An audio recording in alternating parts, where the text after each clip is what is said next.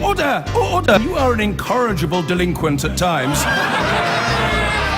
Behave yourself, man!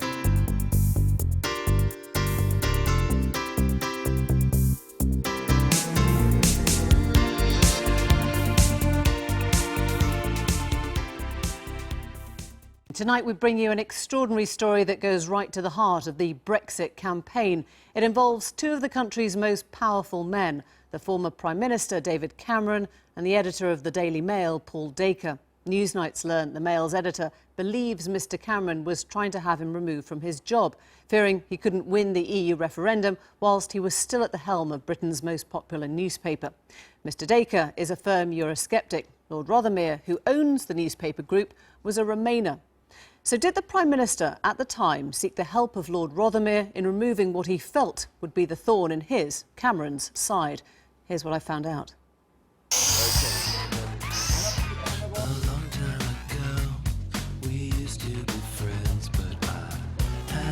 The British people have spoken and the answer is we're out.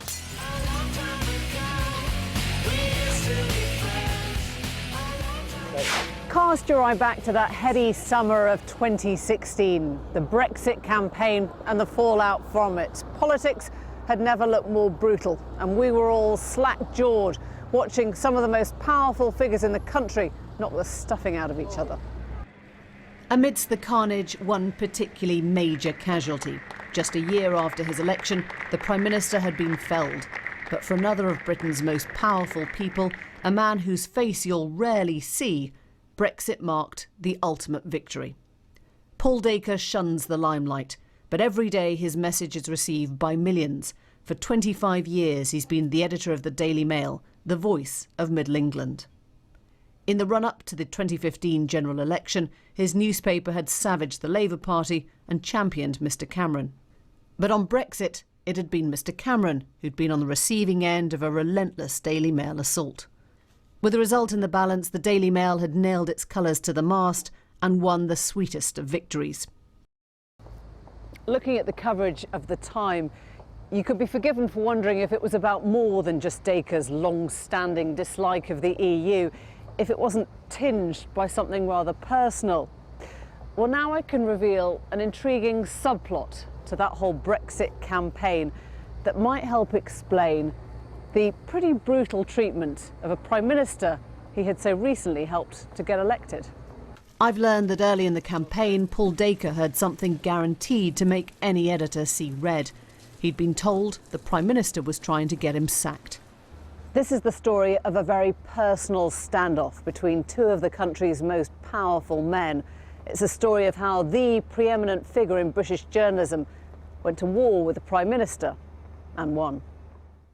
This is where it all began, almost exactly a year ago.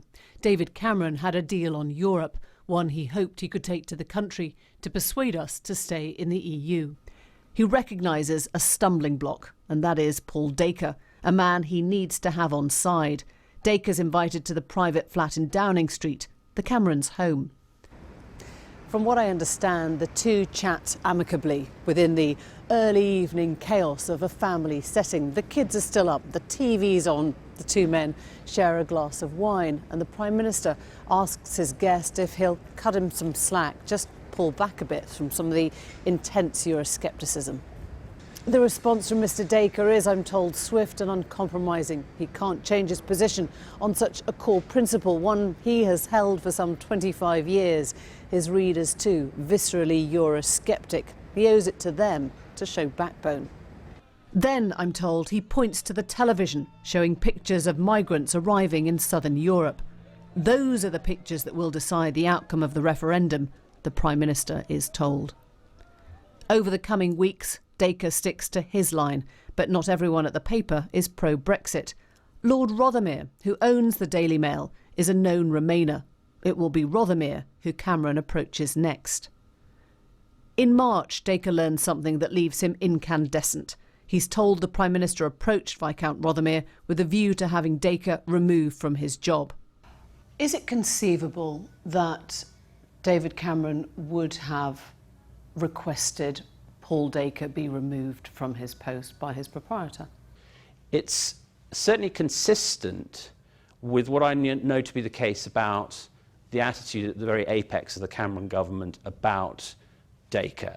A member of the Cameron government told me very recently that there could be no revival in centrism in this country as long as Paul Dacre was editor of the Mail.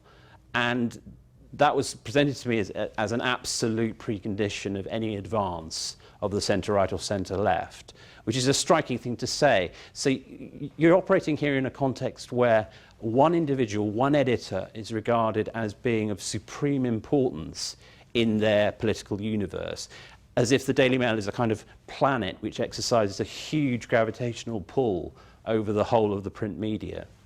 A spokesman from Lord Rothermere's office refused to confirm or deny Newsnight's story, but added, over the years, Lord Rothermere has been lent on by more than one Prime Minister to remove associated newspapers' editors, but, as he told Lord Justice Leveson on oath, he does not interfere with the editorial policies of his papers. The relationship between David Cameron and Paul Dacre has never been a simple one. Back in 2005, Tory hopefuls lined up to lead the party. Paul Dacre originally backed Ken Clarke, an arch-Europhile, but as Cameron's popularity grew, he attracted the Mail's backing, even though politically the two men were often at odds. Of course, there's always a honeymoon when a leader comes in who has the makings of a potential Prime Minister. But Cameron in 2005 hit the ground running with his modernisation agenda, which was green, it was about recycling, it was about gay rights, it was about being nice to hoodies. It was almost as if he had drawn up a list of things that the Mail hates.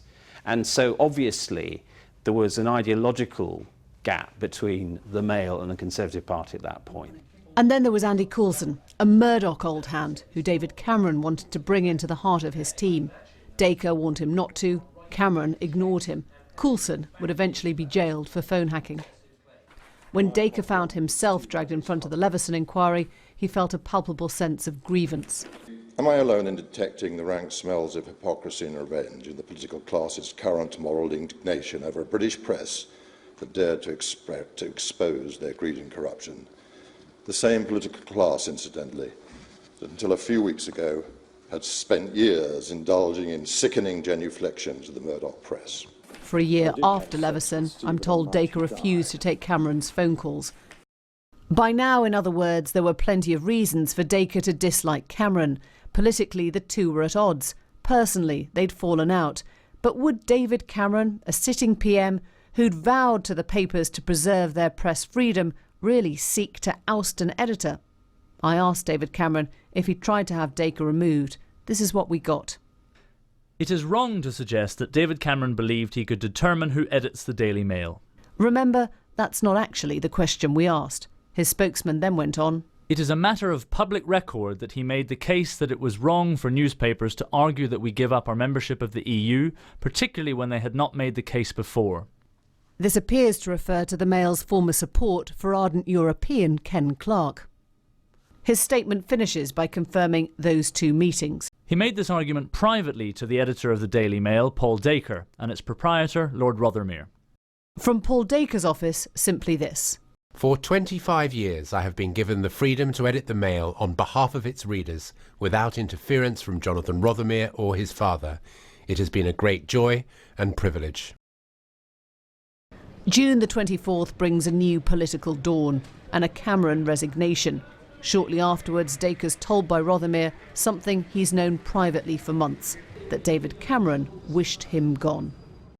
But the big question remains, was the Mail's coverage, or even the final Brexit result, influenced by a very personal feud at its heart? But what we can say unequivocally was that the most brash and noisy and confident newspaper in the country was stridently anti-EU and increasingly bitter and hostile towards Cameron. So alleging causality is impossible without access to the mind of every voter. But the basic evidence is that this was a very important engine of the result. So how should we read this? a newspaper editor who wielded too much power, or an elected PM seeking to make his mark on the free press? And Dacre v Cameron, Dacre won. Absolutely. Matthew Dancona ending that report. Well, just before we came on air, I spoke to Trevor Kavanagh, the former political editor of The Sun, via Skype from Sydney. I asked him whether editors ever get removed by politicians. I've never heard of one in my lifetime being removed, and I think that the idea that the person involved here, Paul Dacre, one of the biggest newspaper editors, one of the giants of Fleet Street, would be removed by a compliant proprietor is almost totally preposterous. Isn't it conceivable that a Prime Minister would want to be cut a bit of slack if he felt he was facing the political fight of his life and he wanted a fair playing field? It's easy to imagine David Cameron in that period in March, just before the campaign got into its stride, wondering and worrying whether he was going to lose everything in the process, including his job, and therefore to panic and start thinking what he could do to silence one of the biggest guns that were aimed in his direction. But the idea that he would ask Lord Rothermere to get rid of the man who has turned the Daily Mail into such a huge success is fantasy, and he would have been utterly deluded before he even began that conversation. What would it tell us then about David Cameron at that time of the political year? I think a man who saw everything beginning to disappear before his very eyes. He just won the general election against all the odds, or apparently against the odds, and yet here he was possibly about to lose the premiership because of his promise to hold a referendum. He must have been extremely alarmed, and to take a step like this would have been an act of sheer desperation. Isn't there an understanding, perhaps, that he saw Paul Dacre, a man who swore his priority was to Brexit, but thought, hang on a sec, he once supported Ken Clarke, a renowned Europhile. He's not been consistent on this issue at all. Well, supporting Ken Clarke is one thing. We, on The Sun, very nearly did the same thing when he was a candidate for the leadership of the Conservative Party, simply because of his sort of feisty personality. But in the end, we, and the same applies to Paul Dacre, I think, couldn't quite get over the point of the fact that he was resolutely pro-European. So I don't think the two things are quite comparable. What does it reveal to you about the extent of Paul Dacre's power? Well, Paul Dacre is a giant in Fleet Street. He has been for many years. I cannot imagine anyone being stupid enough to think that a proprietor would simply dismiss him, especially in the heat of battle over an issue as big as Brexit. And I think that he emerges stronger, in fact, from the result, because he was fervently in support. He campaigned vigorously for Brexit. Brexit was the outcome. And all his enemies or opponents are scattered before him on the battlefield. So who is there now to beat Paul Dacre? Is it conceivable that this falling out could have had an impact on the Daily Mail's Brexit coverage, or indeed on the vote itself? Well, if it's true that Paul Dacre found out through other sources than Lord Rothermere himself that Dick Cameron had asked for this, asked for him to be sacked, then I think no human being would be able to avoid the feeling that they were going to up the ante, to double down on the campaign. And I think that the Mail was extremely vigorous. It devoted an enormous amount of space to the campaign and the arguments. And I would be surprised if it didn't have some effect on the outcome, although I think a lot of other factors were involved, and it might have been that the gap could have been even bigger. Trevor Kavanagh, thank you very much. Thanks.